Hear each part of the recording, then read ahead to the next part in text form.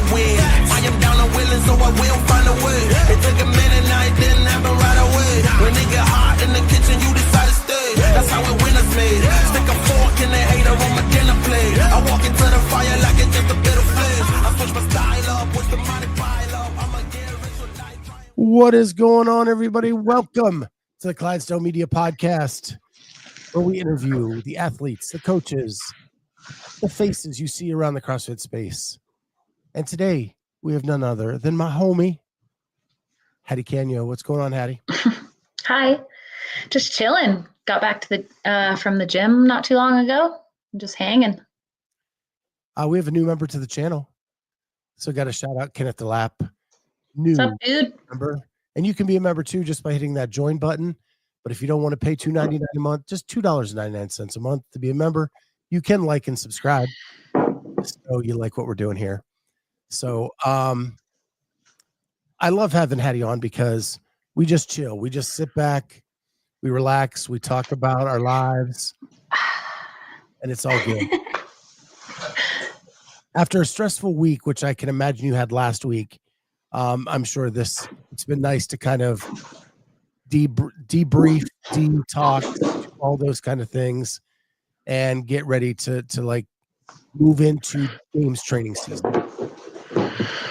Yeah, it's been nice. I mean, today was my first hard training day and it was hard, but that's just kind of how it goes. So yeah, other than that, it's been chill. Right after the NCC, I went to Boise, Idaho, just outside of Boise in the mountains because my sister lives there. And that was really nice to just get out, go on a couple hikes, hang out with family. And yeah, it was really nice. Is that this? So that's actually Tahoe Lake. We went there on the way to NCC, Jake and I. Okay. Yeah, there are pictures. Sorry? You always have the best pictures.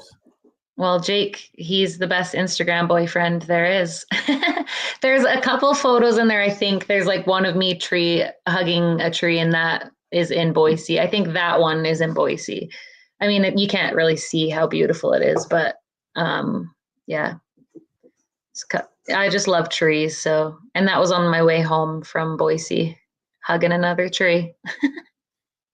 Just chilling in the grass. Oh yeah, looking at trees. Big tree. Yeah, I just love trees so much. So when you say Jake is the best internet boyfriend, you don't mean like you guys met on the gram and then you just kind of DM each other. No, we met at a gym here in Lethbridge.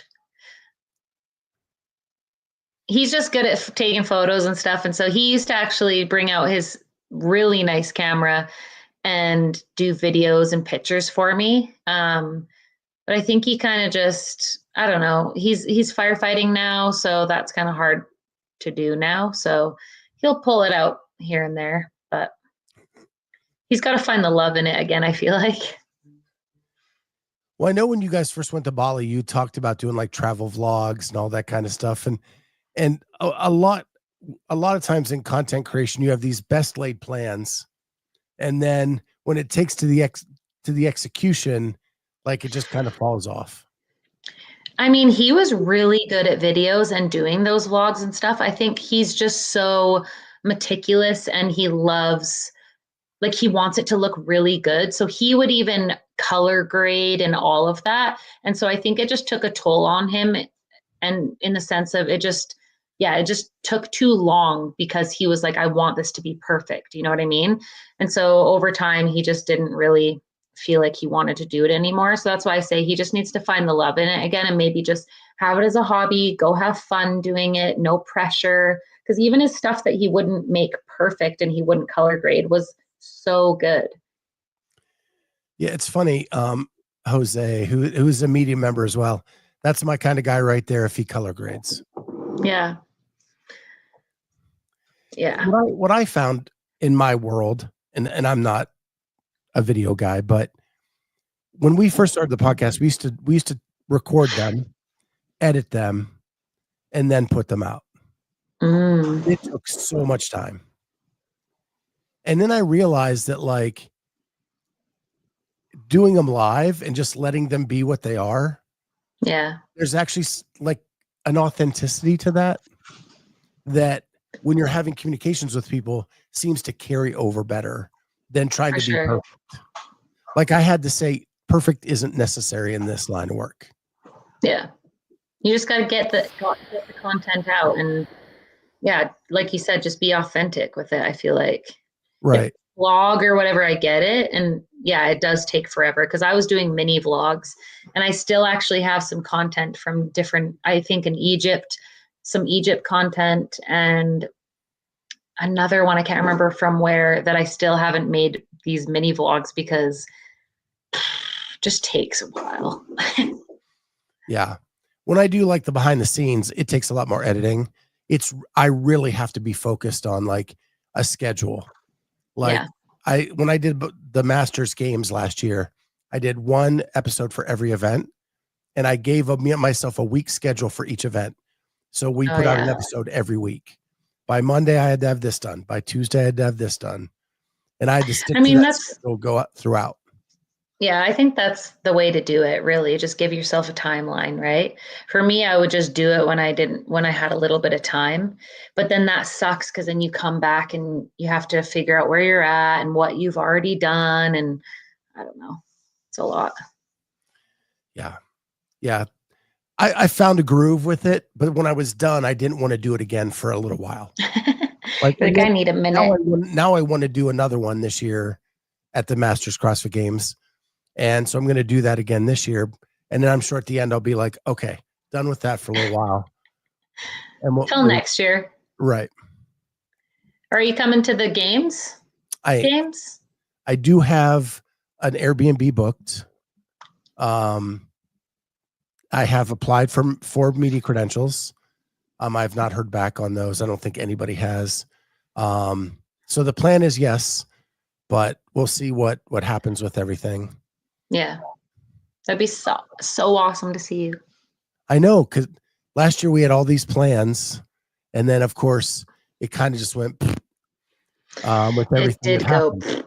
And we talked about the last time you were on the show, so we don't need to rehash all that. But no. But I was thinking, when you got your ticket back to the games this year, I don't want this to sound rude, right? Because someone lost their life, and that was bad, and it's important to remember that him and everything he did for the sport and all that. But you as a rookie kind of got cheated out of a games experience. And that is a true flip side of what you went through. Yeah. By getting your ticket back this year, you now get to go experience it again, and hopefully a nice clean run in Albany where we don't have any tragic events and you can just go enjoy yourself. Do you ever think about that you're excited about getting that experience finally? Yeah, I definitely do think about it. I think Taylor was interviewing me at NCC, and I pretty much told him that this is like the first year I'm making it, kind of, yes, because of all of that, but also because of how semifinals went last year. Like I had just punched my ticket before even the last event, and that was kind of like, it was just weird. I thought that it was going to feel a little bit different. And it's just because I was told that, hey, we already made it before that last event. So I wasn't actually able to have that insane feeling of waiting to see if I made it or not, if that makes sense, after the last event. Even this year was kind of weird too, because they told us in quarantine, she was like, okay, 5th is this, 4th is this, before we went to go get piss tested, instead of, where everyone's waiting on the floor and they've got like cameras on you. The year that Kelly made it, it was crazy because Kelly had like tripped and fallen, and none of us knew if she was making it or not. And there was like a camera on, was it Danny? I think it was either her or Danny Spiegel made it. And the camera was on both of them. and they were just sitting there waiting for 10, 15 minutes, maybe even 20 minutes. We were all just sitting there like, who made it?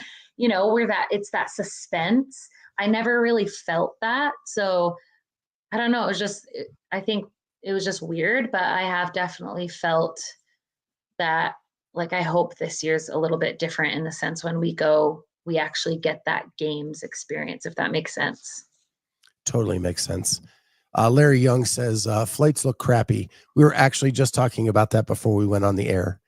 Yeah. So we're still looking for affordable flights to Albany. Yeah, it's crazy. What's funny about that story is, I don't know if you remember, but I was following Kelly through the season that year. Mm-hmm. So like the story I was telling was unfolding, and then it got hit with a big pause button. And like Jamie and I are freaking out. Like, do we have her for the games or do we not? Like, what's going on here? And it felt like 25 minutes from the end of that last event until they announced that she had made it. Yeah, I feel like it took forever. And of course they started at 1 and went up to her last spot. And oh my gosh, it was so crazy.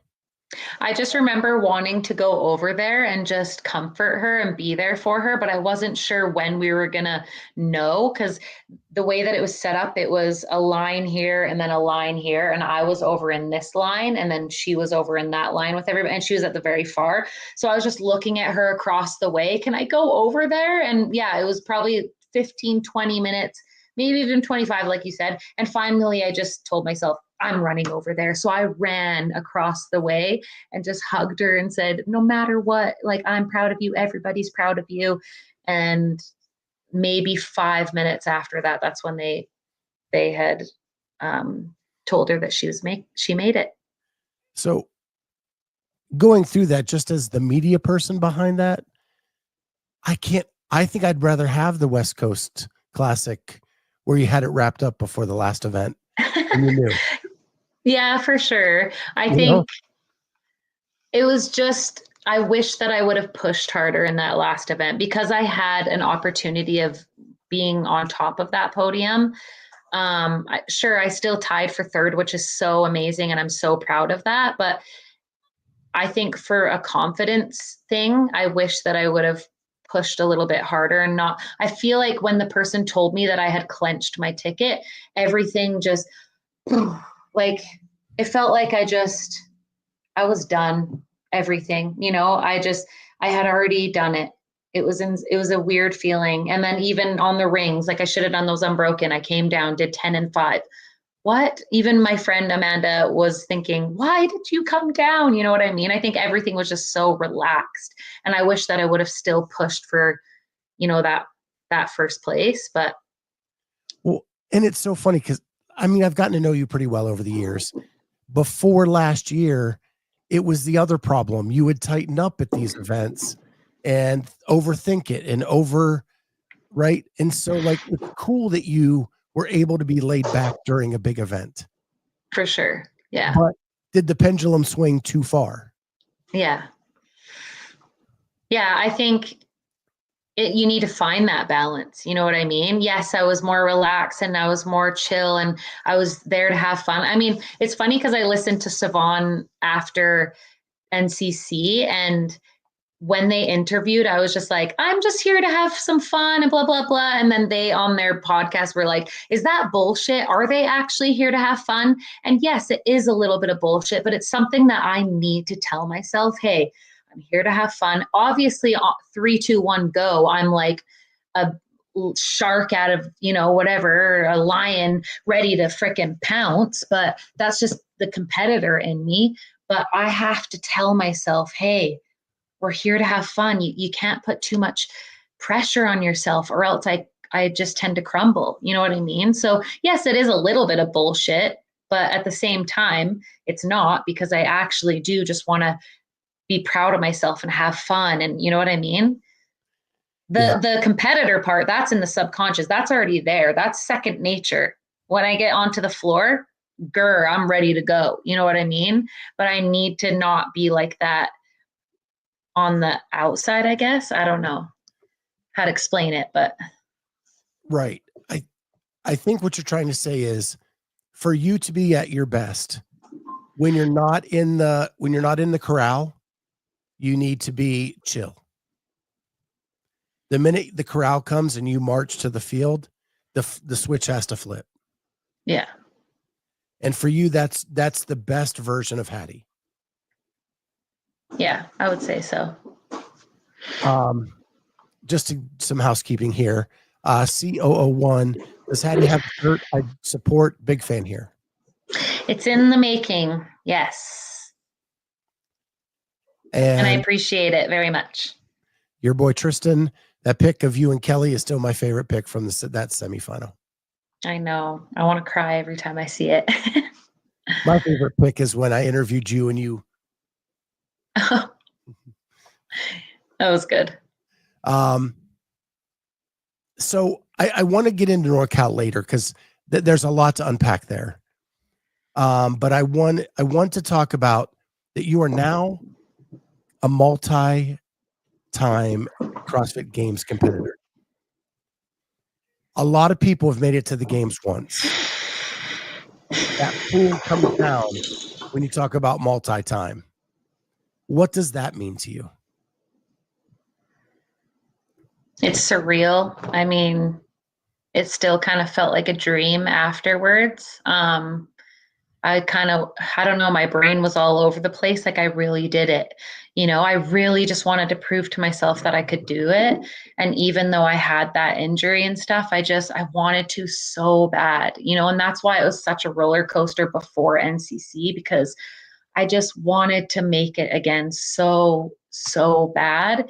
And some days, I mean, there was a lot of days in a row that I just didn't think that I was even going to go to NCC at all. And then all of a sudden it kind of started getting like a little bit of this where it was like, oh, one day I would feel really good. Okay, I can do this. I can go win this thing because I'd be feeling so good. And then all of a sudden the next day it would just be back to normal where I'm like, oh, I'm not going, you know what I mean? And it would be a roller coaster. So I have that in the notes that I want to unpack that part. Yeah. So athletes don't talk about injuries. So whatever you want to share is up to you. But I've heard rumor, and not from Tristan. I want everybody to know this is nothing official. Truly, like I've heard this in chats. I heard that you were injured and that you had to play it safe this year. And really, NorCal was your option because you needed that rest for the injury that you had. Mm-hmm. Fact or fiction? Fact. Fact. And honestly, I don't know why people, I mean, obviously I'm not going to go into the nitty gritty because I don't need to explain myself and you don't need to know what it's all about. Like if you want to know, we can talk about it later, but but I also don't know why people don't talk about it. I don't get that. Maybe, I don't know. Do you know why people don't? I mean, maybe again, I don't know. I just don't understand. So I know in like team sports, like it's considered a sign of weakness to talk about. People think it's an excuse. So if you talk about an injury, it's like I'm making an excuse. And right. And I know that that's not you. You're just being you. And I just am too honest and I tell everybody about anything. And it's literally just, yeah, I do have one, but I'm working through it. And yeah, it's also like, look at what I was able to go do still with it. And it's not, if I didn't make it, I wouldn't have only been like, it's because of this. It would have been, I don't know. It's just a weird thing. I feel like it's almost important to talk about it even just a little bit because people are going through the same thing. And if they are, then maybe I can help somebody or maybe someone can help me. You know what I mean? Because it is an emotional roller coaster. And a lot of it is emotional or mental. You know what I mean? And so it's kind of hard to be in the dark and alone when you're feeling like this. So I feel like for me, it's almost like therapy to get it out and be like, yeah, I am, but I'm still, it's really sucks, but I'm still working through it. And I'm working with so many different people to try to get this thing healed up. So I feel better. I mean, but we all have niggles no matter what, whether it's a tear or just something hurting every day. I feel like most people have that. Sure, you might not want to talk about it, but I'm sure everybody has something. Yeah, my approach has always been, if you want to talk to me about it, I'm here to listen, and I'm here to, and if you want it off the record, it would remain off the record. That's how I deal with everybody. Yeah. I'm not going to press you for any of that information. That's the way I view it as my place in the media space, because I'm pro athlete. Yeah. But what I've heard is it was a shoulder injury, possibly a labrum, and that what concerned me about that is upper body pulling is something you're really good at. And something that can affect that is a bum shoulder with that. Mm-hmm. Are you willing to say it's a shoulder? Yeah, there's some stuff going on in that area for sure. There's a bunch of things going on, and like the whole pulling thing, it's such a weird injury because some pulling exercises I could do and some I couldn't do. Snatches felt great, but then cleans didn't, kind of thing. It's just there was it just was it's just a weird thing because certain things that you think wouldn't feel good did feel good, and then other things, vice versa. So yeah. And shoulders are bizarre because, and Jamie shared this on air. Jamie went through a shoulder injury last year during the season, and the snatch is what felt weird to her, and anything on the rings. So muscle ups felt really wonky to her. She could do them, but they didn't feel right. See, and I didn't do ring muscle ups for like 5 months. I started putting them in a couple weeks before NCC, but it's crazy because they felt good in the competition. So again, I was able to do some pulling stuff. So maybe that transferred over, and maybe that's your sign of your body telling you, hey, we need to take a rest on this. Sometimes these things happen because you might be pushing too hard, or you might not being smart with, accessories, like not doing accessories and not doing this, only doing the big things. And sometimes this stuff is just your body telling you, hey, let's like pull back a little bit. So you've heard of the sickness, wellness, fitness continuum that they teach at the CrossFit L1? I probably should, but I haven't taken mine in like 6 years. So it's basically like the more fit you become, the better your body can handle like falling back. And if you're all the way to like fitness level, if you have an injury, you only fall back to like partway back to wellness. Not if an average Joe would have the same injury, they'd be down to sickness. Right. With upper body pulling being one of your strengths, and if that's where the injury was, then your fitness was so high at that level that you could almost afford to take time off with the pendulum just swinging slightly back towards wellness. Right. That actually makes a lot of sense. And that's kind of how I looked at it, was like, not that exactly, but pretty much, hey, I've already gotten so much capacity. I mean, I was nervous for sure with like rings and stuff. Oh no, it's going to be back to me not even knowing how to do a ring muscle up. But you always think the worst, you know what I mean? Oh, the world is ending. No, you're going to be fine. Yeah. CrossFit says pro sports include injuries and are mainly made public for betting. But Hattie's Canadian, and those hockey guys tell us after the Stanley Cup, oh yeah, I played the last 6 matches with a broken leg. Yeah. That's what the Canadians do. Yeah.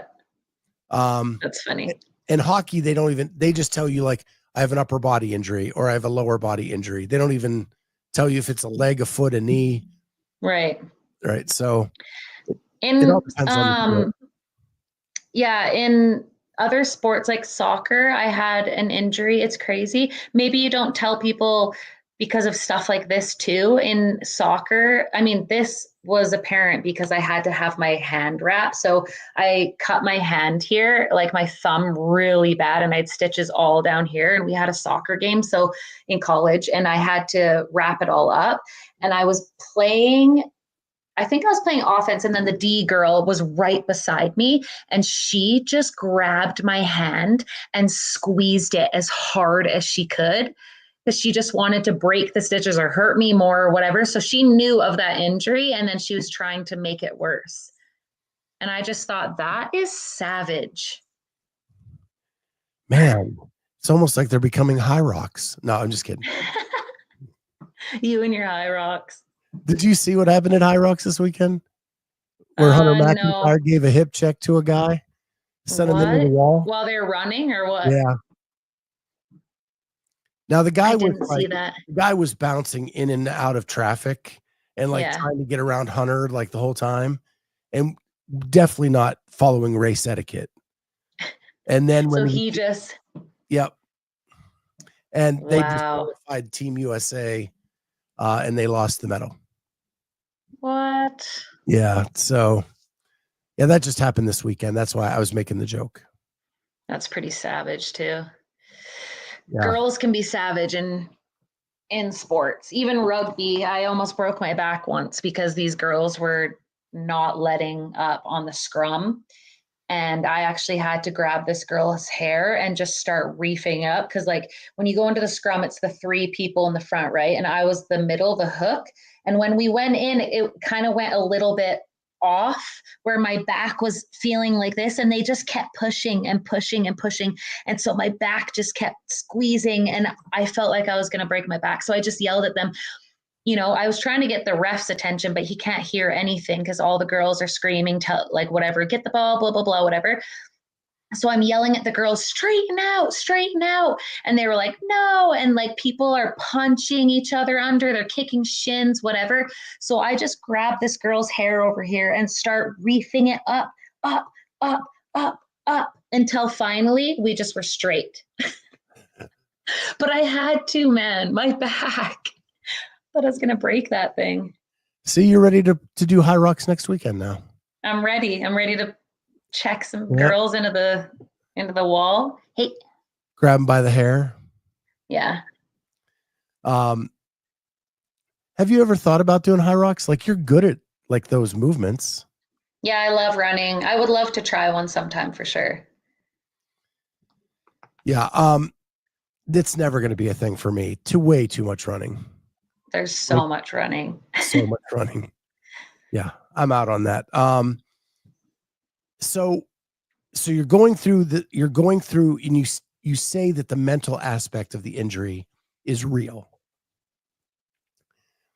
When did you know for sure you'd be able to do NCC? A couple weeks before. I was feeling really good for like 3 days straight.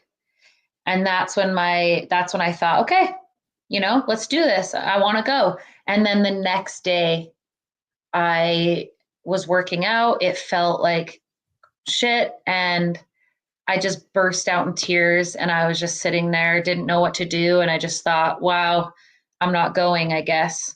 And then I ended up calling my mindset coach, and he calmed me down, and he just told me, dude, you don't have to make a decision right now. You just focus on your training, your rehab, everything that you need to work on before the comp. And then you can make a decision literally the day before if you have to. You could even go and back out there if you had to, you know what I mean? And so he's just like, you do not have to make that decision right now. And that really helped me and calmed me down. It was hard because Jake and I were road tripping. So it's not like I could make a decision right before, but then at the same time, I was like, you know what? It's just money. It's just time. Like, it's just an extra couple days, whatever. Let's go have this fun road trip. If we get there and can't do it, then oh well, And so I just made the decision, let's do this. So you mentioned your mindset coach. Do you turn to anybody else in your group for support during that time? Is Jake there to listen, or is it better that you keep that out of the relationship, or do you call Tristan, like, or is it just, for these cases, the mindset coach is where I got to go?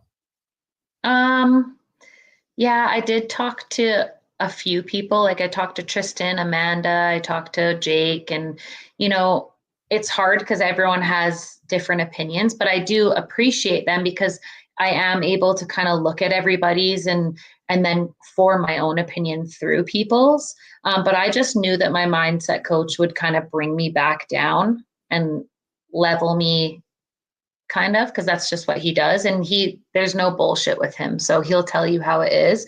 And I just knew that's how it would be. So I called him right away. And yeah, he right away just was able to kind of calm me down. But yeah, I do go to other people for sure.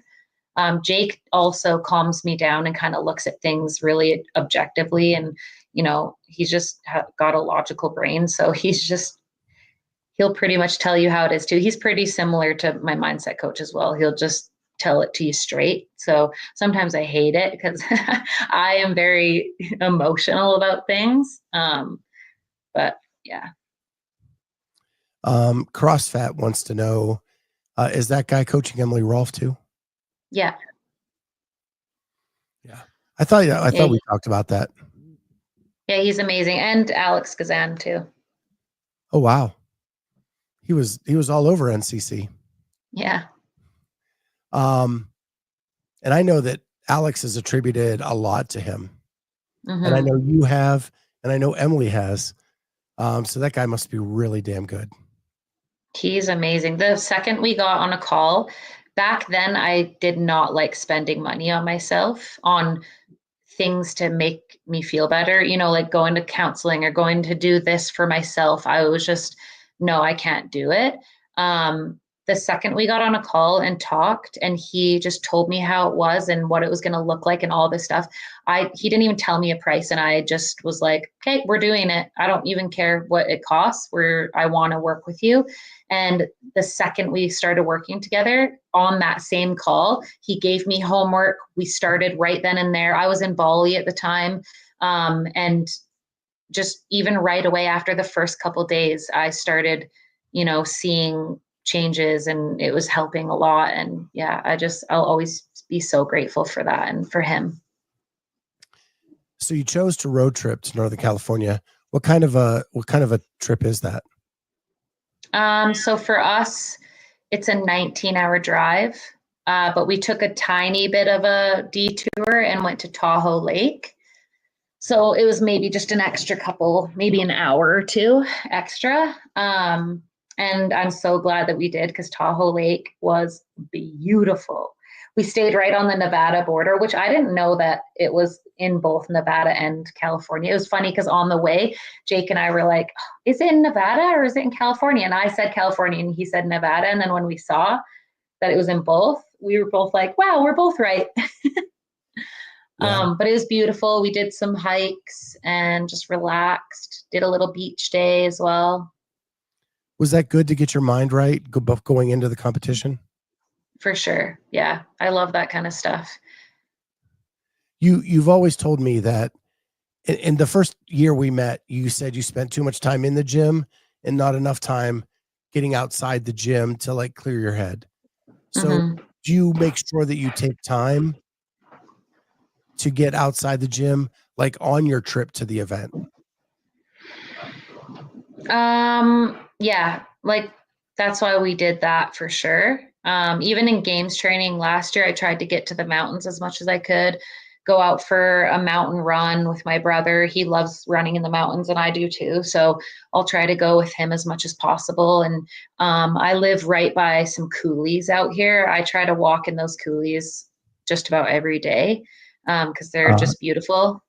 Coulee?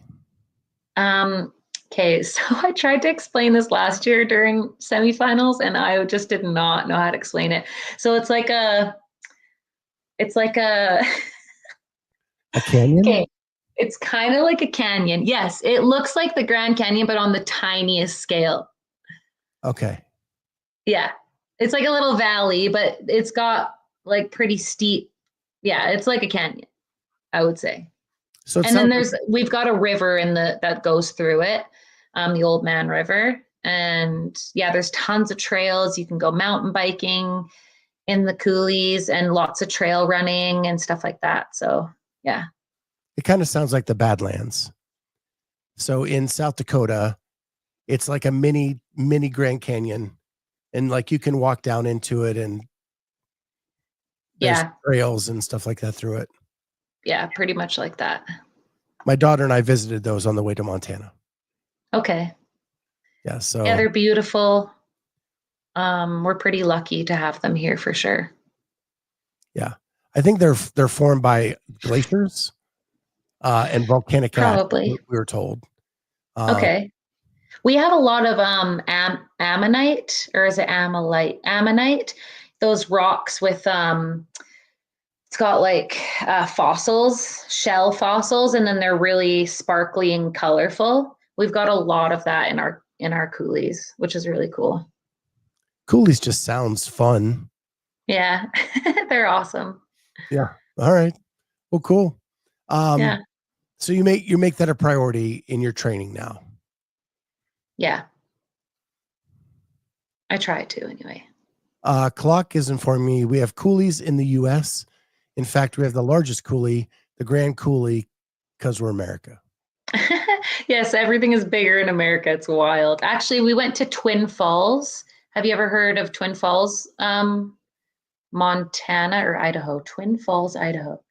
I think it's in Idaho, actually. But we went there, and that's the first time I've been there. And wow, there, I don't know if they call it a coulee, but it looks like our coulees, but just bigger.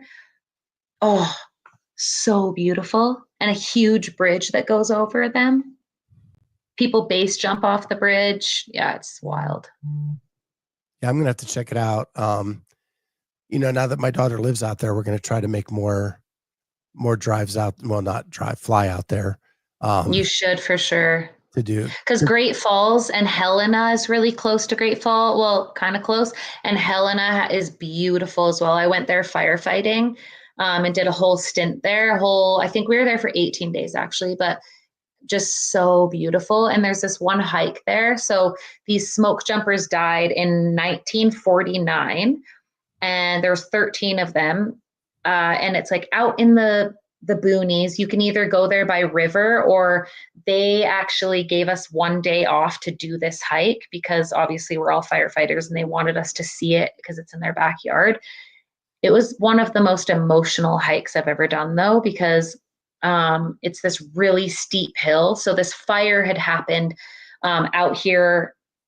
The hill kind of goes like this. It was over here. And then the fire jumped. So they smoke jumped and they were on this hill. So they were planning on going up and working on it, because if a fire comes down a hill, it's going to go pretty slow. But if it goes up a hill, it just rips up a hill, right? So they landed over here and they were going to go work on it. But what had happened was the fire jumped behind them and started coming up this hill. Like, it is a steep hill. Even just walking with no gear, it was intense.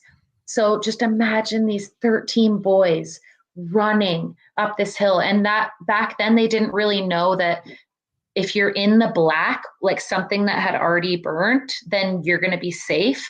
So this leader, he decides to light a match. I got to send you this song. It's so emotional, but he lights this match, lights this fire or this grass that's like waist high. And he tries to tell them all, hey, light yourself a fire, get in it. I don't know if it's going to work, but just do it. You know what I mean? And they were all like, no way. And start trying to run up this mountain.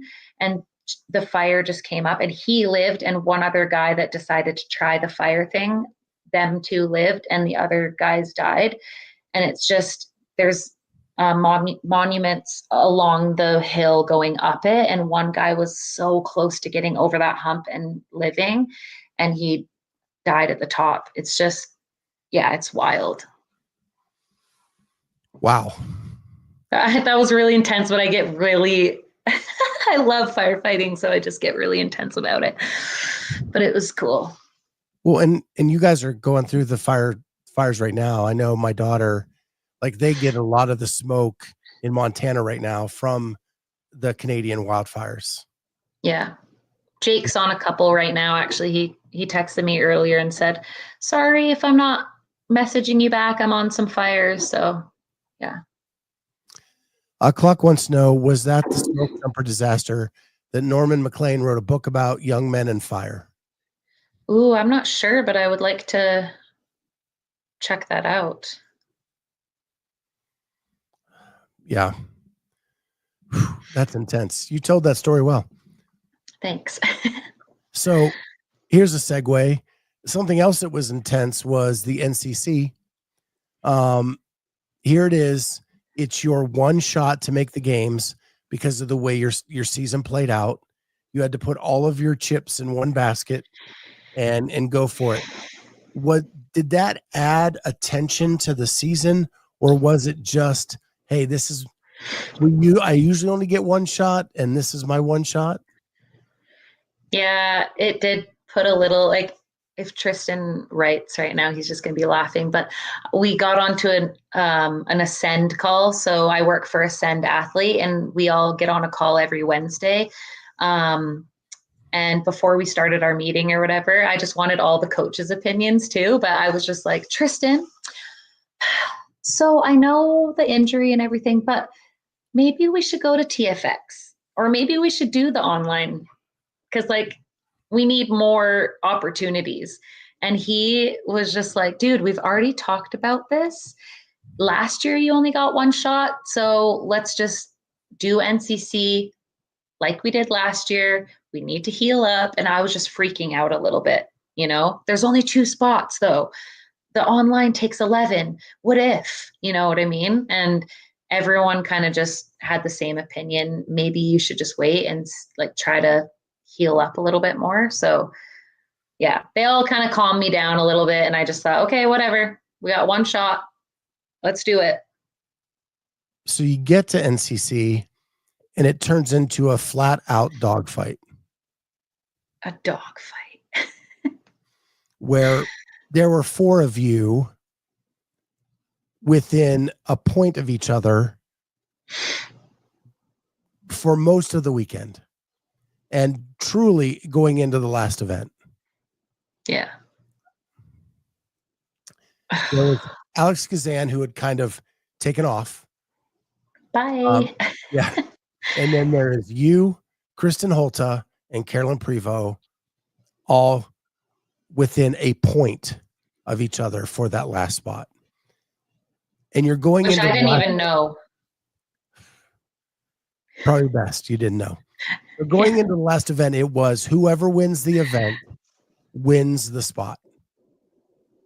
I did know that because I had to ask. I don't love looking at the leaderboard, because when I see people's names around me, I'm definitely working on it, because I did accidentally see a couple things and I just changed my mindset around it real quick. You know what I mean? I accidentally opened up Instagram or something and I saw that Holta and Gazan were in first and second, which I thought I was still in second. And then I just thought instantly, like,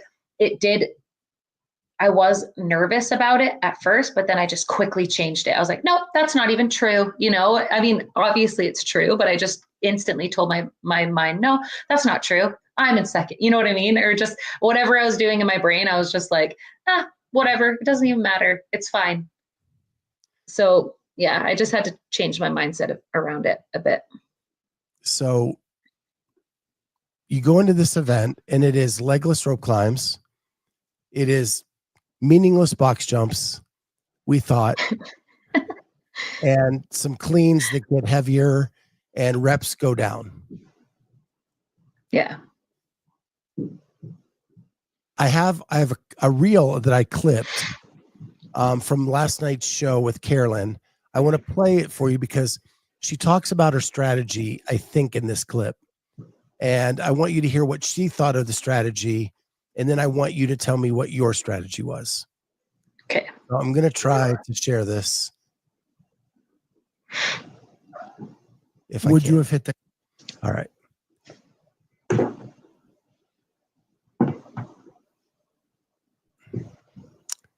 So here's Carolyne from last night's show.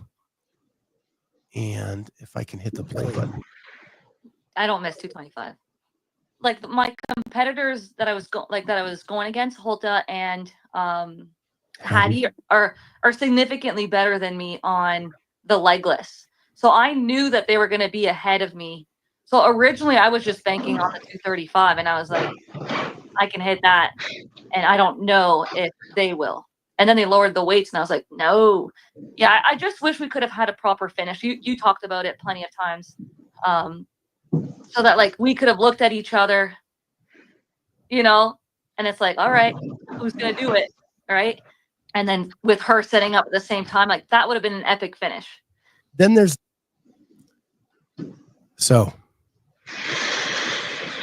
Yeah. I've heard that from a few people, and I joked around with one person that actually told me that too. And I was just like, wow, nobody wanted me to win, eh? Because it just seemed like, oh, they wanted more time. But I totally get where everyone is coming from. That would have been awesome. I mean, it was still a bit of a fight, but she just didn't get her plates on in time, you know, didn't get there in time. So yes, I get it. And maybe if we did have more time, I wouldn't have gone to the bar so quick, because I did get on that bar really quick. I could have at least taken a second. So it would have been sick, because I do think that I would have got that clean for sure if I didn't pick it up as fast. Back in the back, I was cleaning that no problem.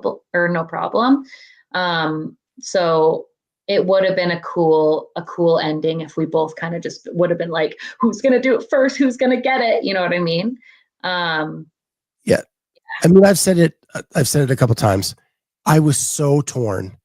The two people I'm probably closest with in the entire sport are going head to head for the final ticket to the CrossFit Games. And you have been a part of this channel with our shows from Bali. Carolyne is a co-host on another show that I do. Like, I am as close to you two as anybody else in the space. And I wanted you both to get it. That was not possible. But I felt like all spectators got cheated out of one of you finishing. Yeah. Because you both had the capability of lifting that bar. I know. And it was part of the workout. It would have been cool to see one of you finish the proper way to get your ticket.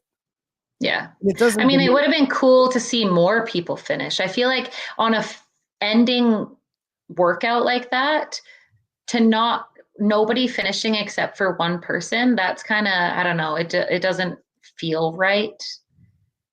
Right. So, and it doesn't diminish the fact that you got your ticket. You did what you needed to do. You were much quicker on the legless rope climbs, and you got to the last bar before anybody else but Alex. So yeah. You earned your ticket in the rules of the game, and it doesn't diminish that at all. I just think in a weekend where a lot of things went haywire at NorCal, to end this incredible competition between these four women that we didn't get to see them finish. Yeah. Was robbing the fans of an epic climax to the story. Yeah, for sure. And I definitely see that too. Yeah, it was just kind of one thing after the next. So it only makes sense that the last one had to be like that. No, just kidding. Yeah. Well, and yours turned out to be like way less controversial than the men's finish. I know. I feel sad for Nate. And so, like, when you're in a competition where all that chaos is going on, do you notice it, or do you just keep your head down and do what's in front of you? I think I get myself into it a little bit. Like, I try to stay out of it. A lot of the times I stay pretty close to the venue. So with this venue, I was 6 minutes away. And after every event, I would just go straight to my hotel, go clean up, have a little rinse, get new clothes on, and just relax, have my food or whatever. But with the Gator event, I let it get to me a little bit. I wanted to stay and watch a couple more. I wanted to watch my friend Gucci and a couple other people go. And I let it get to me a little bit. I talked to John and them, and just, I was a little bit livid on them just not throwing out the event. But then I got home, I cleared my head, I chilled, and I was just like, you know what? Whatever they decide to do, this is their event. You can't change anything. You just have to work with what's going on. And so just be done with it. Yeah. It's, as a spectator, where we just sit here and wallow in what's going on, like, and our friends are out there on the course and we're like, how is this even fair? Like, when you look at the ring muscle up shuttle run and the cones aren't even at the same distance, like, you're just like, how could this happen? Yeah. I mean, don't really hear about that stuff until after. I didn't actually know about the cones, but even just the run onto the rower ordeal and all that kind of stuff, it just, they could have done that a lot differently. But again, I don't think that there's an advantage in just sitting there and complaining about it. You just have to deal with what cards you're given and then figure it out after that. You know what I mean? It's just like if you get a no rep, you're not going to sit there. Well, some people might get really mad and complain with their judge, but I don't think that there's an advantage of it. Just finish the workout and then maybe you can do an appeal later or whatever. You know what I mean? And it's like, whatever, there was a video of me of getting a no rep on or I didn't get a no rep, but I'm not just going to sit there and be like, actually, that was a no rep. I'm going to do that rep again. You know what I mean? It's kind of just like, you have to just deal with what you're given and just keep going. When you're in the midst of it all, it can be chaotic. So you just have to try to put on your blinders and just do what you can, if that makes sense. Your coach says, as much of a mess as it was, just a no factor. Doesn't do anybody good to yell at the sky. Yeah. Yeah. And it probably was more frustrating for us as spectators watching it all happen, because we're like collecting all this data of everything that's going wrong. And we're just sitting there. We're not thinking about actually doing the event. Right. So it's just mounting up for us. And I was really hard on them all last week, but then they did face the crowd on Hiller's show last week, and which was amazing. And I'm a guy that fool me once. Okay. Shame on me. And I'll give them another opportunity. Yeah, for sure. And that was good of them to do that, for sure. And it's not like it was a crappy, I think I love that kind of stuff anyways, the chaos and the workouts like that. Cause in Bali, we would go to these comps and it would just be, I don't know, it would just be fun and kind of that grassroots, whatever. I love that. But the fact that we were taking people to the games, it did need to be a little bit more organized, for sure. But it's not to say that it wasn't a fun competition or the fans weren't amazing or, that there wasn't a community there, because all of that was definitely there. There was just some things that maybe could have been a little bit more organized in getting people there. But yeah, I've always thought it was a fun event and fun to watch, and I'm sure fun to participate in. But when you start giving tickets to the CrossFit Games, you need to like clean up the business a little bit. Yeah. So because of going through what you went through in the off season, what was your favorite moment of the weekend that like proved to you that you are okay and you are back? I mean, the snatch event was electric. I love snatches. So that was really fun. And I was proud of how I executed, and I won. So that's obviously obviously that was really cool. But I think the ring muscle ups, because I hadn't done rings in probably 5 months, I just was trying to go in there and do some damage control. And I actually ended up placing pretty good. And I just stayed composed and I stuck to my plan. You know what I mean? It wasn't to do crazy high numbers. They actually felt good. So I was like, oh, maybe I can do more, but I came down. You know what I mean? I stuck to more conservative numbers on the rings because I just didn't want to mess up in that way. But yeah, that one I was really proud of. And that one I felt, okay, I can hold my own. I'm here again. Yeah, I'm sure that felt great. Was the run a factor, the shuttle run? Not really. It was kind of just an annoyance, to be honest. CrossFit says the neon you wore on Isabel made it even cooler looking. Oh yeah. I thought go out with a bang for the first event. Fast. Yeah. So that would have been day one, right? Both Isabel and the muscle ups. Yeah. Day one. So that had to give you just a huge sense of confidence going into the weekend. For sure. Yeah, it did. Jamie says, look good, feel good. Oh yeah. You know what it's about. Well, it's funny because like I hang out with Jamie a lot. Like she's one of those people that wants to go back, rinse off, change clothes. And I know that makes you feel good going into the next workout as well. And that was a complaint from the masters last year because they only got like 2 outfits for the whole week. Oh yeah, I heard about that. Like, what are you supposed to do with that? Right. At least give them enough for every single event. Right. So you can go back and freshen up and get in dry clothes. And if you don't do that, whatever, that's not your thing. But I just like it because it just resets me for the next workout. Yeah.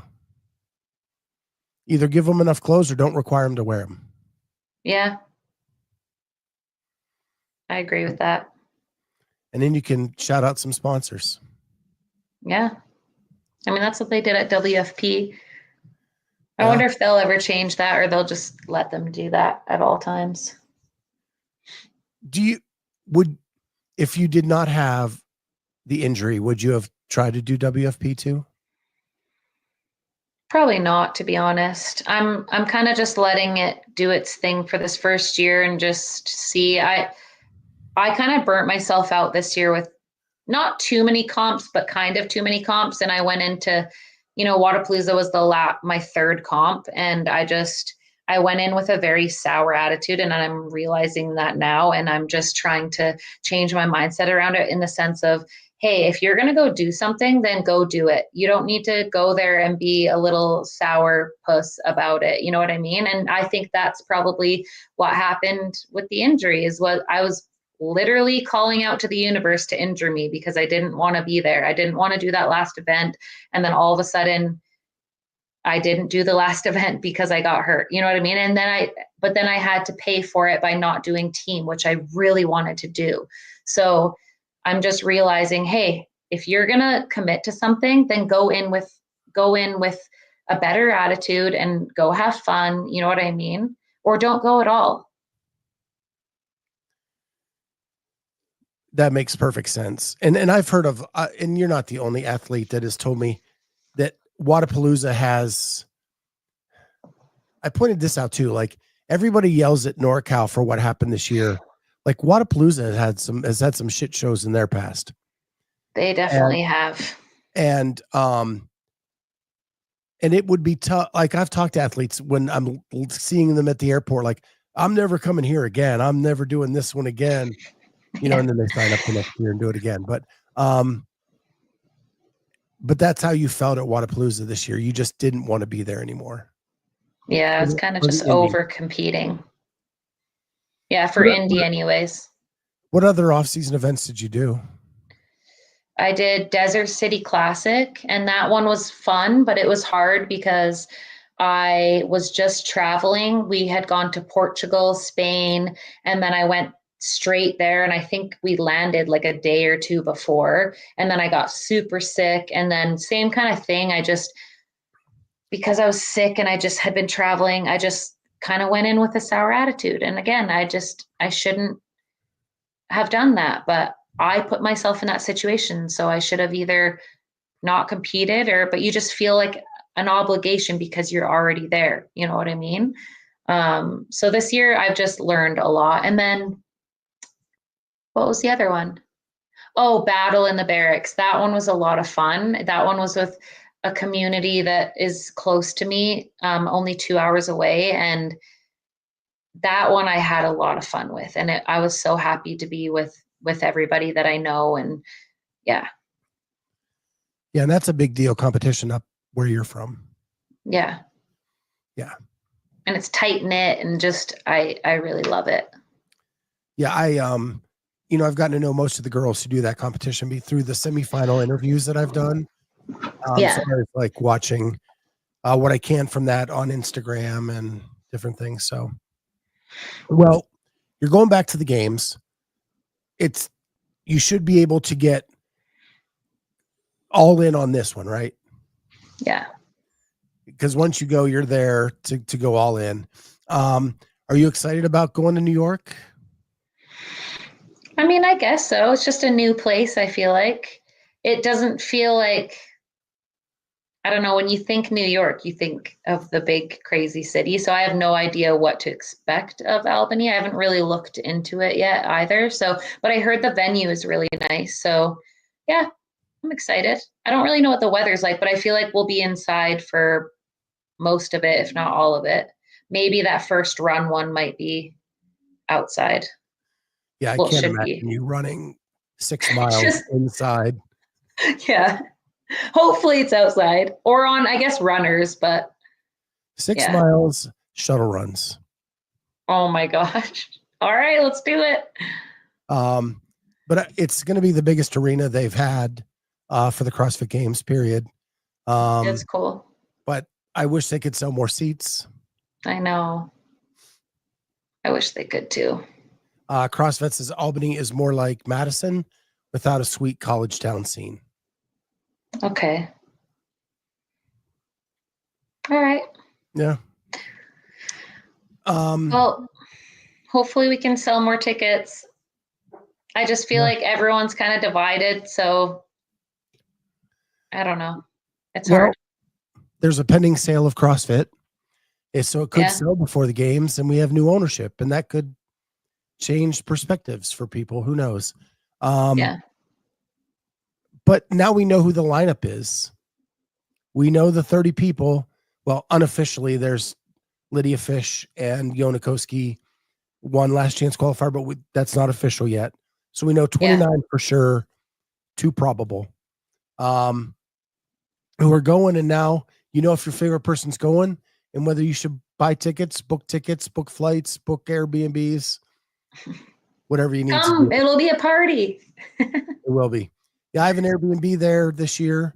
It's like a 10-hour drive for me, which is right on the outskirts of how much I want to drive. Yeah. I know that was my first drive coming home from NCC because I went to Boise and it actually went by pretty quick. It was pretty scenery. So I think that kind of helps. I don't know what your drive is like if there's some pretty scenery, but it's just scenery I've grown up with because I'm from Western Pennsylvania. So I will probably have to go through like my hometown to get there. Yeah. But I don't mind the drive too. It's always the drive from that's really hard. Yeah. Like coming back to my regular work life and my regular work schedule. And I mean, even flying too, it's just travel in general. When you come home, you kind of think, oh, okay, we're back to reality. Yeah. So I got to figure it out, but we did get a really nice Airbnb. So stoked about that. And I'm excited to see you there. I'm so pumped you got your ticket. Congratulations on that. Congratulations on becoming a multi-time CrossFit Games athlete. Hell yeah. Do you have goals for this CrossFit Games? Or just have fun? I do, but I think I'm going to keep them here for now. Yeah. Obviously, again, whether it's bullshit or not, I do just want to go and make myself proud and have fun because last year it was just a little bit tainted and weird. So I do want that experience of being there and remembering it. I mean, obviously I remember last year like it was yesterday just because there was so much emotions, but I want to enjoy and have like a really good time. So that's one of the goals for sure.